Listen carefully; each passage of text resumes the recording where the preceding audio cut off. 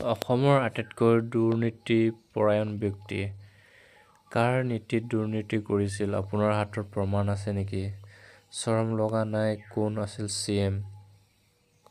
কংগ্ৰেছে ইয়াৰ আগত 15 বছৰ অসমত শাসন কৰিছে, কিন্তু তেতিয়া কিয় একো কৰিব নোৱাৰিলে? কাৰ স্বাৰ্থত আপোনালোক মনে মনে আছিল? ডক্টৰ হিমন্ত বিশ্ব শৰ্মাই অসমত কংগ্ৰেছৰ পুলি পকাই উঘলি দিছে, তাৰ পিছতো আপোনালোকে ভুৱা প্ৰচাৰ নকৰাকৈ থাকেনো কেনেকে?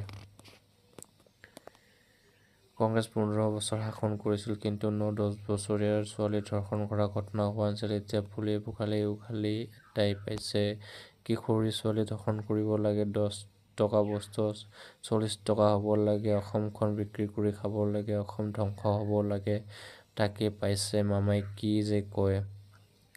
আপোনালোকৰ বাতৰিবোৰ দেখি আহিছো, তাত আপোনালোকে কোনো ধৰণৰ স্পষ্টীকৰণ দেখাব পৰা নাই। কেৱল মুখ্যমন্ত্ৰী ডাঙৰীয়াই ভুৱা কথাবোৰ উল্লেখ কৰি আহিছে। দৰাচলতে আপোনালোকৰ সাংসদ পাকিস্তানী এজেণ্টজনৰ কথা মন্তব্য নিজ মুখেৰে প্ৰকাশ কৰিব নোৱাৰাৰ বাবে এইবোৰ প্ৰচাৰ কৰিব লৈছে।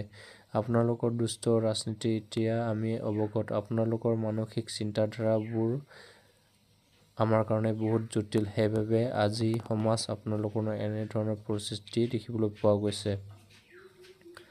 নিৰ্দিষ্ট প্ৰমাণ সহকাৰে কথাৰ স্পষ্টীকৰণ কৰক, অন্যথা এনে ধৰণৰ ভুৱা বাতৰি কৰি নিজৰ মিঞা পৰিচয় দাঙি নধৰিব। অসম প্ৰদেশ কংগ্ৰেছ নেতা আমাৰ কাৰণে সদায় দুৰ্ভগীয়া।